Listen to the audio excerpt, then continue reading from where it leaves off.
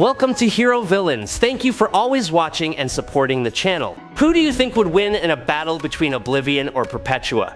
Oblivion is the embodiment of absolute nothingness in the Marvel Universe. One of the fundamental pillars of reality, alongside eternity, infinity, and death. He represents the primordial void where all existence returns when the cosmic cycle ends. Oblivion does not need a physical body.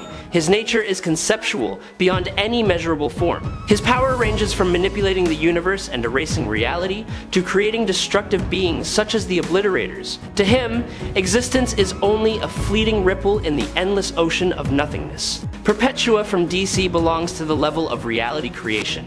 She is the mother of the Monitor, the Anti-Monitor, and the World Forger, and she is a being with the authority to create multiverses. Perpetua was granted power by the Presence, which transformed her into an entity capable of shaping matter, energy, souls, and even the laws of the universe. Her power allows her to rebuild or destroy the multiverse with a single thought. The confrontation between these two entities is not only a battle of power, but also a clash between the essence of nothingness and the force of primordial creation. A showdown that surpasses every conceivable limit. Before we go deeper into the analysis, please hit the subscribe button and remember to turn on notifications by clicking the bell icon. Thank you very much. Oblivion is viewed as the origin of non-existence, a being with no beginning and no end. He is the cold breath lingering between life and death, the dim space where endings wait for rebirth. His presence transcends every spatial limit and predates the formation of the Marvel multiverse itself. Any notion of form or throne is merely a play he creates so weaker beings can perceive him more easily. Among his countless layers of power, he once stated that the Chaos King was only a small fragment of his endless being. Yet even that small fragment was enough to destroy 98% of the entire multiverse, to the point that the goddess of death herself had to be cautious. Oblivion's influence is so immense that he once broke boundaries and manipulated events so that Galactus, the Scryer, and the Other were driven into a battle that nearly consumed everything in nothingness. In the end, that plan was stopped by Thor and Silver Surfer, two resolute warriors who pulled everything back from the brink. However, the Scryers still believed that everything remained within Oblivion's design, as if Oblivion left a whisper saying the game had never truly ended. Null is not only a ruler of darkness, but is also seen as a living reflection of Oblivion, a branch of power split from the primordial void. The living abyss he controls is the thick, black stream of non-existence, something no being should ever touch. With that power, Null once easily severed the head of a Celestial with the Dark Sword he forged himself, then took control of other Celestials with the icy power emanating from the living abyss. That act was a declaration that the darkness of Oblivion can consume anything, even those considered the purest beings in the universe.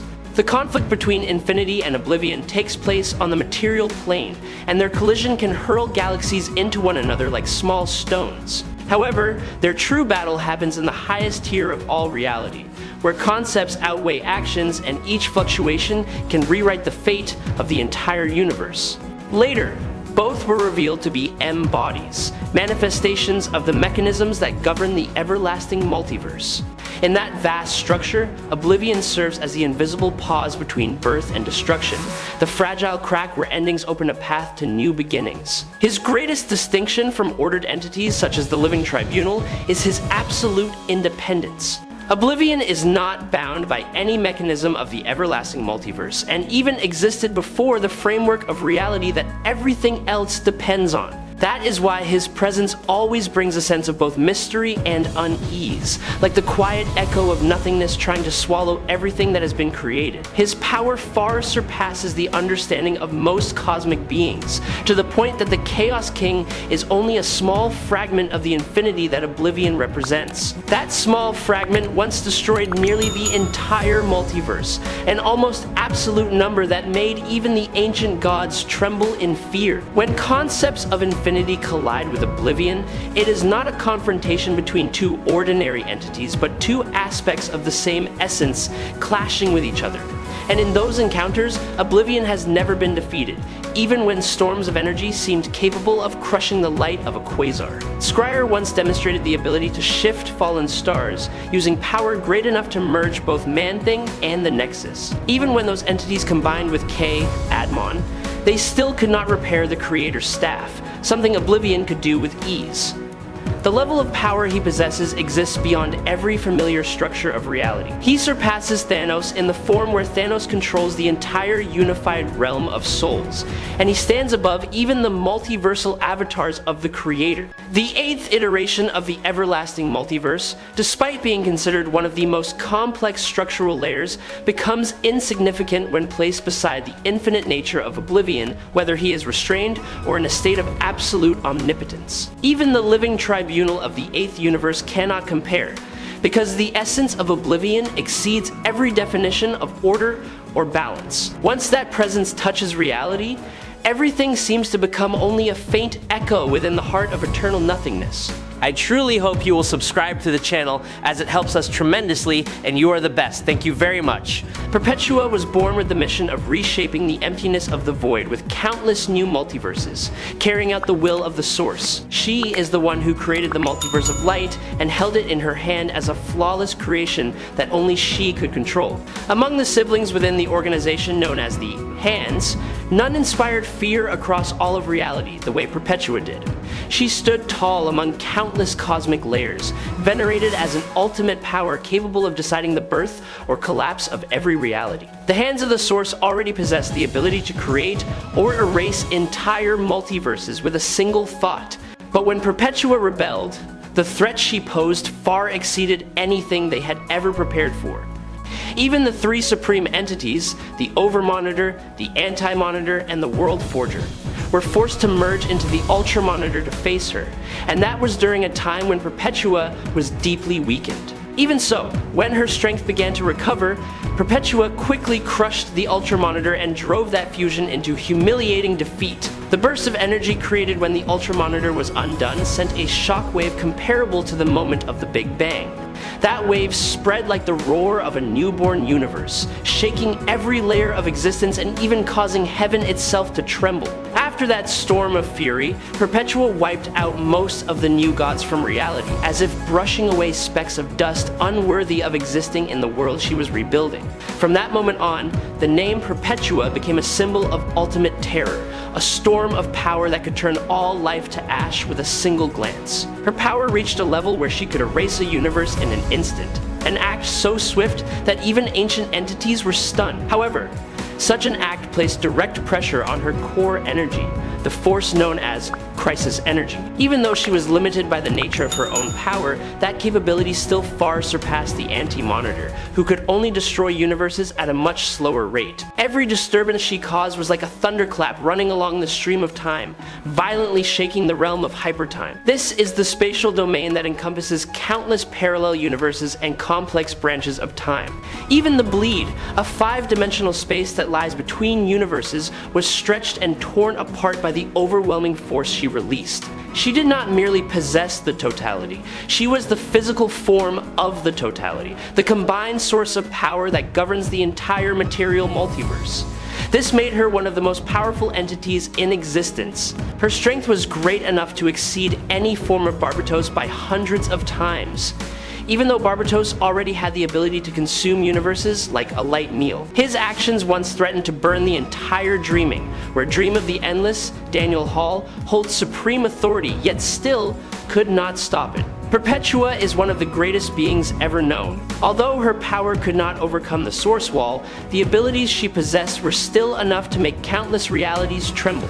Perpetua can hold creation in her own hand, controlling the flow that forms the multiverse as if it were her natural instinct.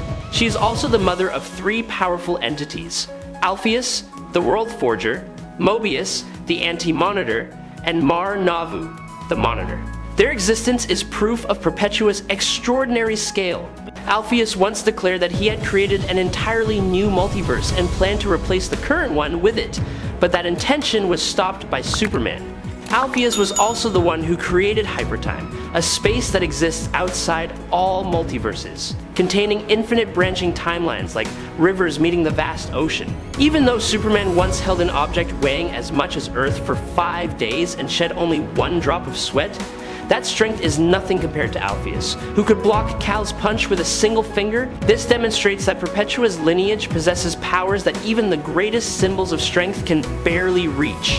Although many entities similar to Perpetua are creating countless multiverses as part of their function, her power carries a uniquely terrifying nature. The Source originally granted her a portion of anti-crisis energy, allowing her to use it to shape reality. But Perpetua chose the darker path, harnessing crisis energy to build the DC multiverse according to her own design. Death Metal revealed an important truth.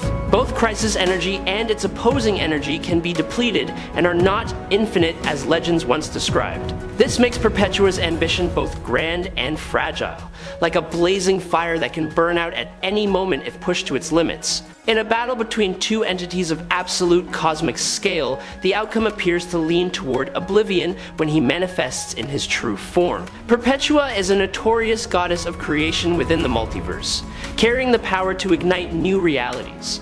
However, that power is not entirely free. She is bound to an energy source formed from the negative emotions of humanity, from fear and selfishness to anger. That spiritual current nourishes her while also limiting her within the very laws of creation. Oblivion is entirely different. He is not a god, not a creator, and does not rely on any emotional energy. He exists outside all concepts of light, life, or death. He is the primordial nothingness, the empty expanse where all things before creation dissolve into eternal silence. Entities such as the Chaos King or Null are only fragments of Oblivion's infinity, faint reflections of his true essence. Some even speculate that Black Winter or the Griever at the end of all things may also be aspects of Oblivion, although this has never been confirmed. Perpetua and the Hands of the Source reside within the void, but Oblivion is the very nature of that void. Although he has not reached the level of absolute nothingness held by the beings of the outside, his unique essence makes all entities built upon creation seem small. However, when entering a purely metaphysical confrontation where the laws, multiversal structure, and creative authority define the battlefield, Perpetua holds the advantage. She can manipulate the rules that construct reality, something Oblivion cannot do because he does not belong to the created world.